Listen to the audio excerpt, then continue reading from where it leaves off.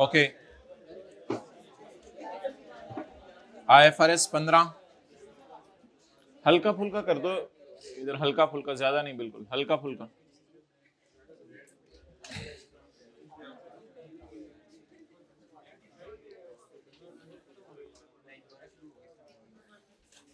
Page number 129, हल्का फुल्का बस।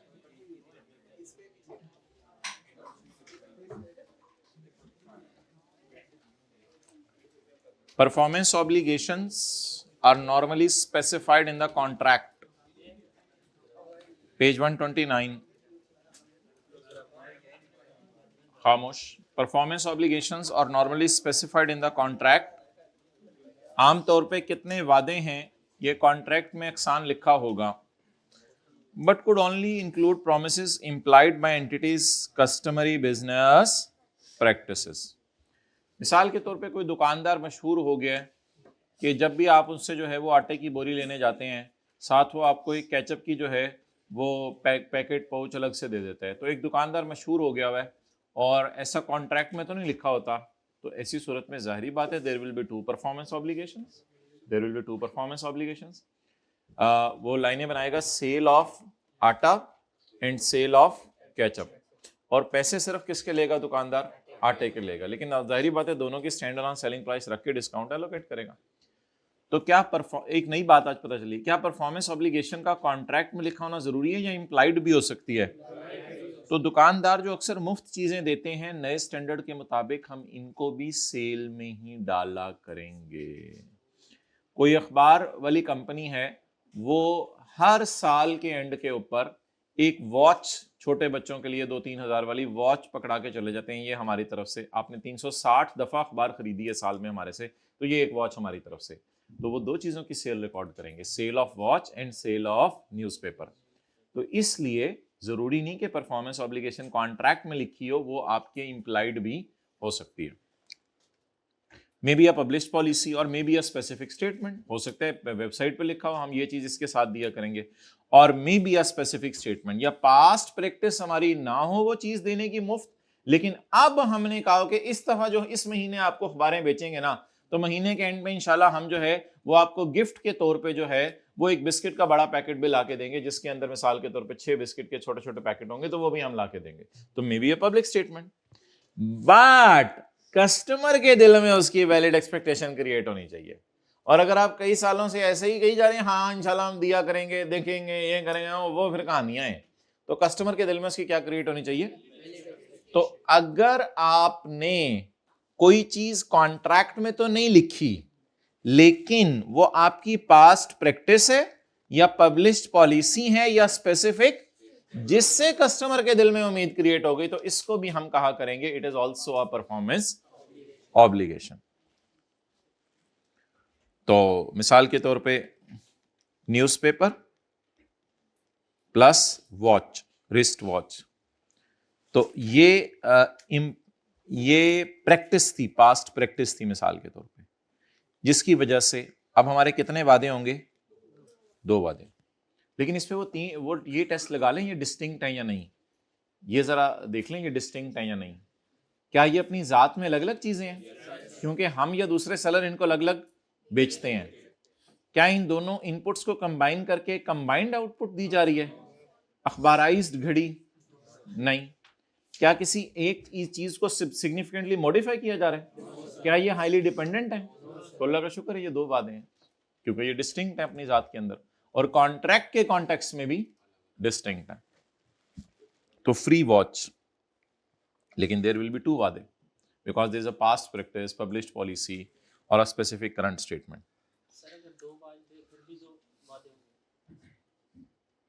हाँ, वो फिर वॉचेस लिख देना, इस तरह लिख देना, अगर सेम प्राइसिंग, फिर क्या मसला है? Performance obligation. अच्छा मोहतरम, आज हम ये नहीं पढ़ने लगे डिस्टिंक्ट क्या होता है, आज हम पढ़ने लगे हैं परफॉर्मेंस ऑब्लिगेशन क्या होती है। डिस्टिंक्ट की बुनियाद पे डिसाइड किया था एक वादे हैं या 2, आज हम पढ़ने लगे हैं व्हाट इज पीओ। कल परसों तक हम पढ़े थे व्हाट इज डिस्टिंक्ट, और आज हम पढ़ने लगे हैं व्हाट इज पीओ। तो performance obligation is a promise in a contract with a customer to transfer the customer either, इधर जब लिखा होता है तो फिर आगे और भी लिखा होता है, to deliver him either a good और service that is distinct.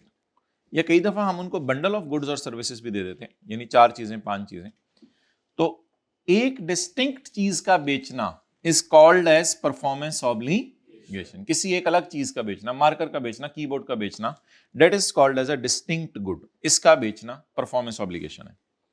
Point B, a series of distinct goods or services. Electricity units.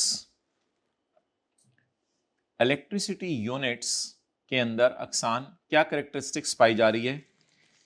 These are a series of distinct goods. ये लफ्ज़ आज पढ़ें जरा, series of distinct goods. Why? It is a series of distinct goods और services भी कह सकते हैं। It is a series of distinct goods या फिर each unit of newspaper. So that is a distinct series of distinct goods or services. मतलब क्या है?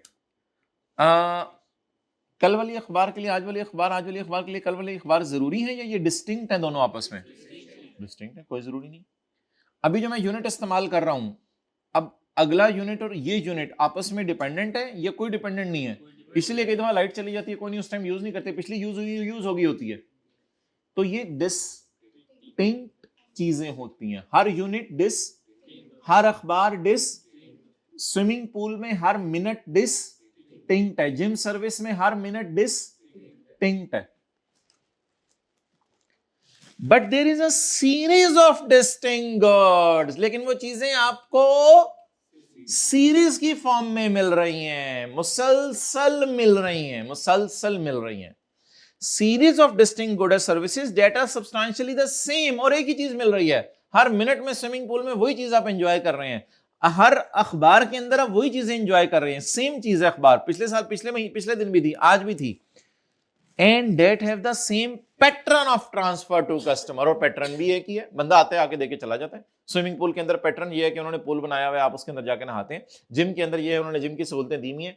तो स्टैंडर्ड कह रहा है ये आपका परफॉर्मेंस ऑब्लिगेशन है, ये परफॉर्मेंस ऑब्लिगेशन है। तो परफॉर्मेंस ऑब्लिगेशन किसी एक गुड या सर्विस की भी हो सकती है और सीरीज ऑफ डिस्टिंक्ट गुड्स और सर्विसेज की भी हो सकती है। डन। अब इसके कॉन्सिक्वेंसेस या इसका इंपैक्ट कभी आईकैप ने टेस्ट नहीं किया, इसको इंशाल्लाह अब हम आने वाले दिनों में बेहतर कोशिश करेंगे, कोई इसकी मिसाल बना के इंशाल्लाह आपके सामने पेश करें। फिलहाल हमने आपको कोई चीज नहीं बतानी थी, एक छोटी सी चीज बतानी थी कि जो वापडा की तरफ से बिजली आ रही है उसमें 3 बातें पाई जाती हैं। क्या क्या बातें पाई जाती हैं बताएं। नंबर 1, हर यूनिट अलग है दूसरे यूनिट से, एक ये कैरेक्टरिस्टिक पाई जा रही है। दूसरी, वो यूनिट्स ही आ रहे हैं, कोई नई चीज नहीं आ रही वापडा की तरफ से। और तीसरी characteristic, same pattern of transfer to customer. और ये असल में ना वो चीजें हैं जिनको आपने उधर पीओ ओवर टाइम में पहले में नहीं डाला था। As and when the entity is performing we are consuming and receive, वो वाली चीजें असल में सारी, जिसमें आपने कहा था कि PO is satisfied over time, बल्कि हमने ब्रैकेट में पे डाल भी दिया हुआ है। असल में ये वही चीजें हैं where promises are satisfied over time.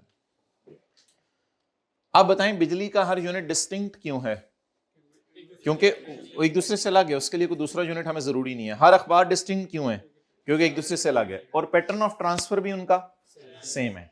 अब ये थ्योरी की हद तक तो इसको नजर मार लें। अगर कभी कोई एमसीक्यू आया कि what is the definition of performance obligation, तो रट्टा तो नहीं मेरे ख्याल से आपसे पूछेगा, लेकिन कम से कम आपको पता होनी चाहिए कि परफॉर्मेंस ऑब्लिगेशन क्या होती है। परफॉर्मेंस ऑब्लिगेशन याद करें, इट इज अ गुड और सर्विस विच इज डिस्टिंक्ट, और it is a series of goods और that are substantially the same and that have the same pattern of transfer to customer. So that is the definition of PO, not distinct. That is the definition of PO. What is a performance obligation? चलें जी, अब जिन हजरात ने आना था वो आ चुके हैं। अब हम जो होमवर्क था वो असल में डिस्कस करना था, उसके डिस्कस करने से पहले पैरा 27, 28, 29 को डिस्कस कर लेते हैं। पैरा 30 हमने छोड़ा हुआ है, ये असल में सैंडविच वाली एग्जाम्पल है, तो इसलिए सादा सी बात थी। 1 मिनट पहले पढ़ लेते हैं। इफ प्रॉमिस गुड्स और services are not distinct, an entity shall combine that good with other goods or services until it identifies a bundle of goods and services that is distinct. तो अब पूरा sandwich ही एक distinct चीज बन गया है, क्योंकि बंडल सारा मिला है, इसमें इस्तेमाल हुआ है। In some cases that would result in the entity accounting for all goods promised in the contract as a single performance obligation. तो हम उसको कहते हैं कि भाई हमें सैंडविच बना दो, फिर हम उसमें कहते हैं कि यार आप ऑलिव्स भी डाल देना। उसने कहा सर ऑलिव्स का थोड़ा सा अलग रेट होगा, वो फिर आपको एक्स्ट्रा पैसे देने। आज का एक्स्ट्रा चिकन भी डाल देना। उसने कहा सर इसका अलग रेट होगा। लेकिन इन द एंड आप इस नतीजे पे पहुंचे, इन द एंड इस नतीजे पे पहुंचे, in some cases that would result in the entity accounting for all goods in a contract as a. और थोड़ी देर बाद आपने कहा कि एक्स्ट्रा केचप डालना होगा। सर जितनी केचप हमने डालनी थी डाल देंगे, आप एक्स्ट्रा साशे खरीद के हमें दें, और वो भी आपने उसमें डाल दी। तो in some cases that would result in the entity accounting for all goods and services in a contract as a single performance obligation. और फिर एंड पे आपने कहा जी एलोपिनो भी डाल दो, हरी मिर्चें भी डाल दो। उसने कहा सर जी आप बढ़ रहे हैं, आप इसका अलग से बिल करा दें, ला के दे दें, हम इसी में डाल देते हैं। तो फिर दोबारा इन द एंड क्या हुआ? In some cases that would result in the entity all goods and services promised in a contract as a single performance obligation. Note कर लो सैंडविच। तो कोशिश करो चीजों को डिस्टिंक्ट रखने की, लेकिन अगर ना हो सके तो फिर सारी डिस्टिंक्ट को, फिर तो सारी चीजों को जमा करना पड़ेगा, और जमा करके इन द एंड एक ही चीज बनी। फिर मेरे ख्याल से सैंडविच एक डिस्टिंक्ट चीज है। अब सैंडविच एक डिस्टिंक्ट चीज है। अच्छा, एक तो हम प्रोडक्ट लेवल पे देखते हैं कि चीज डिस्टिंक्ट है या नहीं, और दूसरा हम एंटिटी के एंगल से देखते हैं कि वो हमें मिक्स करके दे रही है या हमें एज इट इज दे रही है। ये दो सवाल होते हैं। पहला सवाल ये होता है, और दूसरा सवाल इसकी एक्सप्लेनेशन ये है, और इसकी एक्सप्लेनेशन ये है सारी। डन? अच्छा,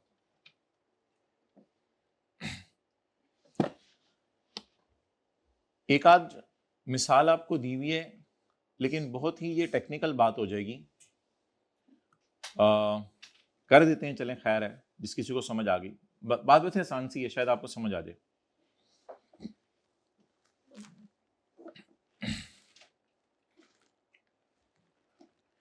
एक हमने पढ़ा था MRI machine. MRI machine, MRI machine, और इसका प्रिंटर। और एक हमने पढ़ी थी कार रिमोट कंट्रोल। अच्छा, ये असल में स्पेशलाइज्ड था, यानी किसी एक एंटिटी ही बना रही थी, और एंटिटीज वाले एमआरआई और प्रिंटर कनेक्ट नहीं हो सकते। ठीक है, अब हमने क्या कहेंगे, हम जिस वक्त ये टेस्ट लगाना शुरू करेंगे ना, ये है पहला टेस्ट, ये है दूसरा टेस्ट। ये पहले टेस्ट की तफसील है और दूसरे टेस्ट की ये तफसील है। तो सबसे पहले बात करते हैं एमआरआई मशीन और प्रिंटर की। एमआरआई मशीन और printer, customer can benefit from the good on its own together with other resources that are readily available. Muhtaram, no, because he cannot take the benefit from it on its own. ये चाहिए इसको, he cannot take the benefit from it on its own, because ये चाहिए, and customer cannot take the benefit from it with a readily available resource, because it is not readily available. It is not readily available. This laptop and keyboard are readily available in market. तो इसलिए step 1 पे ही हमने कह दिया था ये एक है, तो आगे जाने की जरूरत ही नहीं कि सेलर इसको इकट्ठा करके बेच रहे या कॉन्ट्रैक्ट में बिल में दो अलग अलग चीजें करे। आगे जाने की जरूरत ही नहीं, इस पर ये 3 टेस्ट लगाएंगे ही नहीं। हमें पहले स्टेप में ही पता चल गया है ये एक वादा है, अब आगे जाने की जरूरत ही नहीं। जब डिसाइड हो गया ये एक वादा है तो बात खत्म होगी बस, फिर क्यों स्टेप 2 लगाएं। सो मेरे ख्याल से ये पैरा 27 है ना, पैरा मैं आपको सब बताने लगा हूं। ये जो सारी डिस्कशन है हमारी पैरा 27 के फर्स्ट बुलेट के मुताबिक ही ये क्या बन गया, 1 परफॉर्मेंस ऑब्लिगेशन। क्यों? Can customer use this on its own? No. Can customer use this with a readily available resource? No, it is not readily available in market. ये उसी सप्लायर से आपको लेना पड़ेगा। तो डेट्स वाई आईफोन का hardware और software are not readily separately available in market. That's why at first step we decided, first bullet para 27 का, it is 1 PO. But इसको देखें, इसमें कुछ और है। इसमें क्या है? कार और उसका रिमोट कंट्रोल। इसमें 27 का जो फर्स्ट बुलेट है इसके मुताबिक ये 2 चीजें हैं, 2 आइटम्स। क्यों? बिकॉज ठीक है, अक्सर बच्चे घरों में आके कहते हैं उसे ये केबल ना इस मोबाइल वाली उस मोबाइल पे कनेक्ट हो गई। वो अच्छा बुरी बात है। वो कहते हैं जी वो कजन आया हुआ था उसके रिमोट से चलाया वो भी गाड़ी चल रही है। अच्छा यार ये तो खीर है। तो कई दफा मार्केट में चाइना की प्रोडक्ट्स और प्रोडक्ट्स ऐसी अवेलेबल होती हैं जो हमारी गाड़ी का रिमोट ना हो, किसी और का रिमोट, और कई दफा हम घर में बैठे होते हैं गाड़ी चल रही होती है, ओए हम साए भी कोई जैसा रिमोट लेके आए हैं। अच्छा इतनी हाई फाई सर्विस। तो कई दफा ये चीजें जो कॉमन यूज वाली हैं इनमें और कोई ग्राइंडर और जग भी इधर मिसाल ले सकते हैं। ग्राइंडर और उसका जग, ये हो सकता है ग्राइंडर किसी और कंपनी का हो, जग आप किसी और कंपनी का लगा दें, गुजारा चल रहा हो हमारा। क्योंकि ये चीजें मार्केट में क्या अवेलेबल होने लगी हैं, रेडीली। तो इस वजह से ये सेकंड 2 आइटम्स है और ये 2 पीओ लग रहे हैं। लेकिन अभी नहीं, आप फिर आगे चलें। क्या पहला सवाल, क्या एंटिटी इनको इंटीग्रेट कर रही है? नो। दूसरा सवाल, क्या एंटिटी किसी एक चीज को मॉडिफाई कर रही है? नहीं, कार अपनी जगह है, रिमोट अपनी जगह है। क्या ये हाईली डिपेंडेंट है? जी। कार के बगैर रिमोट किसी काम का नहीं, रिमोट के बगैर, ग्राइंडर के बगैर जग किसी काम का नहीं, जग के बगैर। तो ये हाईली डिपेंडेंट है। तो कोई चीजें डिपेंडेंट नहीं होती, जैसे समोसा और चटनी मैंने मिसाल दी, ये डिपेंडेंट नहीं होती। तो ये एक दूसरे पे क्या है। तो 27 का सेकंड बुलेट जब हमने लगाया तो उसकी नजर में ये क्या बनी, 1 पीओ। देखने में ये 2 चीजें लग रही थी, लेकिन ये भी आके क्या बन गया, लेकिन ऑन इट्स ओन वाले में 1 बना था या एंटिटी इसको 1 करके तो सॉर्ट ऑफ बेच रही है। एंटिटी वाले स्टेप में आके बने दोनों 1 पीओ, लेकिन और किसी पॉइंट के तहत बने। तो ये बार अलग बहुत बारीक बहस थी, नोट करना चाहते हैं तो आप कर सकते हैं। ये दोनों एग्जांपल्स हमने ऑलरेडी की हुई हैं। असल में पता है आज आके बात किया है कि रिमोट और गाड़ियां मार्केट में रेडीली अवेलेबल है और वो वाली चीज मार्केट में रेडीली अवेलेबल नहीं है। कर लिया नोट? चलो बहुत अच्छी बात।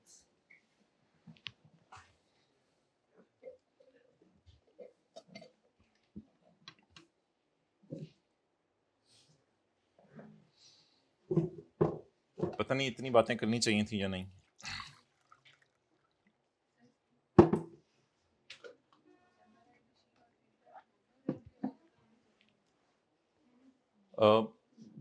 यानी कि एक हो तो दूसरा मिल जाए बाजार से, दूसरा हो तो पहला मिल जाए बाजार से। जी दोनों का ही आप कह दें।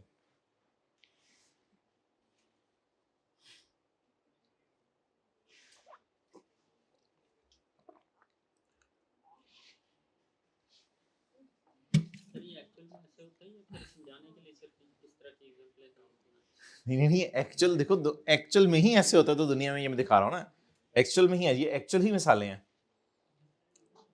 जब चीजें बाजार में नहीं मिल रही सेपरेटली तो लोग कहते हैं ये तो भाई एक ही चीज है, फिर ये प्रिंटर और एमआरआई अलग अलग क्या, ये तो एक ही चीज है।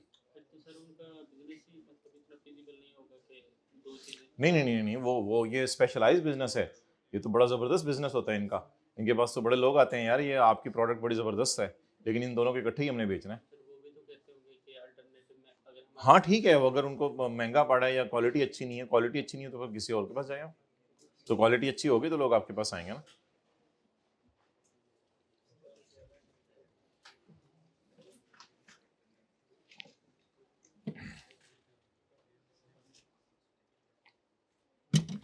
अच्छा जी, अब एग्जाम्पल 11 और 12 जो है वो हम कोशिश करते हैं अगली क्लास में उस पर बात करें। अभी आप दूसरा पार्ट बनाओ ताकि हम पास पेपर का क्वेश्चन 2 करें। अच्छा एक मिनट, इधर रोक दो। एक देखना होता है अपनी जात में लगे या नहीं, एक देखना होता है कॉन्ट्रैक्ट के कॉन्टेक्स्ट में लगे या नहीं। ये चीजें अपनी जात में अलग अलग हैं या एक ही हैं? स्टैंडर्ड की can we use them on its own? No. Can we use them with a readily available source? No. तो फिर ये अपनी जात में एक है। देखिए दो स्टेप होते हैं कि अपनी जात से मुराद वो नहीं जो आपको समझ आ रहा है। छोटे बच्चे को बुलाएंगे, अबू ये इधर पड़ा हुआ है, ये छात पे पड़ा हुआ है, तो ये तो अलग अलग है। मैं स्टैंडर्ड दो सवाल पूछते हैं। पहला सवाल, अपनी जात में अलग अलग है या नहीं, पहला बुलेट, और दूसरा बुलेट कॉन्ट्रैक्ट के कॉन्टेक्स्ट में अलग अलग है या नहीं। तो मैं ये पूछ रहा हूं, चलें स्टैंडर्ड की जबान में मैं पूछता हूं, इससे गलती से आपसे पूछ लिया, अपनी जात में अलग अलग है या नहीं, इस बेस पे मुझे बताएं क्या ये अपनी जात में दोनों अलग अलग इस्तेमाल हो सकती हैं? क्या इसमें से एक मेरे पास हो तो रेडीली अवेलेबल है, दूसरा नो। इसका मतलब है स्टैंडर्ड कह रहे हैं अपनी जात में ये अलग अलग हैं ही नहीं। सेलर जब इनको बेचे तो एक ही लाइन डाले, sale of MRI and printer, 2-3 लाइनें डालने की जरूरत। तो बस एक वादा जब साबित हो गया तो आगे जाने की जरूरत ही नहीं, आगे अब सवाल पूछने की जरूरत ही नहीं है, क्योंकि उधर ही साबित हो गया। कितने वादे हैं? एक वादा। आगे चलें, क्या ये अपनी जात में अलग अलग है? अब हम जात आपने एक दो गिने, हाँ अलग अलग है, इस तरह नहीं। क्या ये एक चीज दूसरा, क्या चीज अपनी, can you use them on its own? No, but can you use it with a readily available source of may be another company, and can you use this with a readily available source? Yes. So that's why अपनी जात में अलग अलग साबित हो गए। और कितने आइटम्स बन गए? 2। बट क्या एंटिटी इनको इंटीग्रेट करके दे रही है? क्या एंटिटी इनको मॉडिफाई करके दे रही है? क्या ये हाईली डिपेंडेंट है? यस। दैट्स व्हाई ये कितने वादे बने। तो ये किस लेवल पे 1 पीओ बना? पैरा 27 के फर्स्ट बुलेट के तहत। और ये किस लेवल पे जाके 1 पीओ बना? पैरा 27 के सेकेंड बुलेट के तहत। बहरहाल इस लेवल की टेस्टिंग तो वो नहीं कर रहा। चलें जी, आ जाए फाइनल अकाउंट बनाओ अब दूसरा पार्ट।